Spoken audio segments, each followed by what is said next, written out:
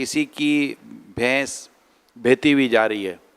کیونکہ یہ سیلاب کا جو پانی ہے نا جانور بہا کر لے کے جا رہا ہے، تو عموماً بھینسیں ڈوبتی نہیں، بعضوں کا تیرتی ہوئی جا رہی ہوتی ہیں. اب آگے جا کر یہ کہیں کنارے پہ لگ گئی یا یہ رک گئی یا کسی کے ہاتھ میں آ گئی. اب یہ جس کے ہاتھ میں آئی یہ جانور یا بھینسیں آئی، اب اس کو کیا کرنا چاہیے؟ بھینس بہتی ہوئی آئی یا گائے یا بکرا یا بکری یا کسی طرح کی مرغی مرغا ہاتھ آ گئے یا کوئی مطلب سامان برتن اس طرح کی چیزیں بہتی ہوئی آئیں، تو یہ مطلب ہمارے لیے مال غنیمت نہیں ہے، یہ کسی کا ہے، انڈرسٹوڈ ہے. تو یہ بے شک ان جانوروں کو اور ان چیزوں کو سنبھالنا ثواب کا کام ہے کہ ہم سنبھالیں اس نیت سے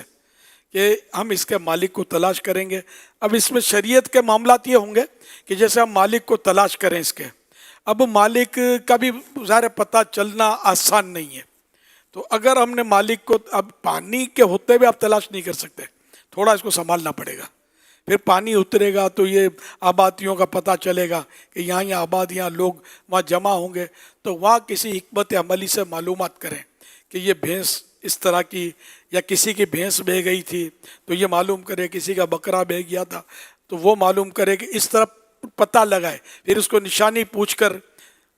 یہ کوئی ایسی مطلب علامت، یا بعض اوقات تو قابل اعتماد آدمی ہوتا ہے، بعض اوقات یہ بھی ہوگا کہ جھوٹ بول کے بھی لے لے گا، یہ بھی ہو سکتا ہے. تو اپنے طور پر پوری کوشش کر کے جو اس کا مالک ہے اس تک آپ پہنچا دیں وہ چیز، بہت زیادہ آپ ثواب کے حقدار ہوں گے. اب اگر مالک ملتا ہی نہیں ہے تو اس صورت میں اس کا مسئلہ یہ ہوتا ہے، اس کو لقطہ بولتے ہیں ان چیزوں کو. اس کا مسئلہ یہ ہوتا ہے کہ اگر خود مسکین ہے،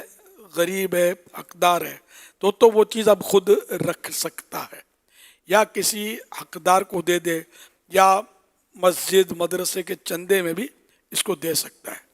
اس کی صورت یہ کہ اگر اپنے لیے پکڑ لیا تھا کہ میں رکھ لوں گا، اور اب یہ ندامت ہوئی کہ نہیں یار میں نہیں رکھ سکتا،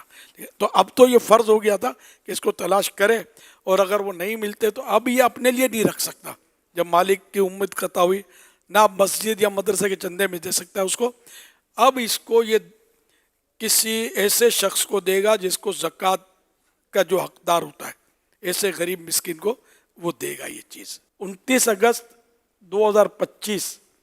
کے مطلب 52.5 تولہ چاندی کے حساب سے 2,47,000، یہ تقریباً 2,47,000 بنتے ہیں. تو اگر اتنے کا یہ مالک ہے اور یہ رقم یا یہ مال تجارت اتنا یا رقم ہے یا دونوں مل کر یہ بنتے ہیں، تو یہ جبکہ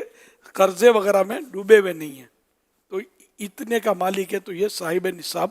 کہلاتا ہے. تو ایسے موقع پر اگر خود فقیر ہے تو اب یہ خود بھی رکھ سکتا ہے یا کسی فقیر مسکین کو دے بھی سکتا ہے. بکرا ڈبکیاں کھا رہا ہے، ان قریب ڈوب جائے گا، تو کوئی اس کو مرنے دے، جبکہ اختیار ہے کہ اس کو نکال سکتا ہے، تو نکال لینا چاہیے، ضائع نہیں ہونے دینا چاہیے. اور اب وہی عمل کرے جو میں نے عرض کیا، مسئلہ جو عرض کیا کہ اپنی نیت سے نہ نکالے. جو چیزیں خراب ہو جانے والی ہیں جیسے پھل اور کھانے، ان کا اعلان صرف اتنے وقت کرنا لازم ہے کہ خراب نہ ہو، اور خراب ہونے کا اندیشہ یعنی خوف ہو تو مسکین کو دے دے.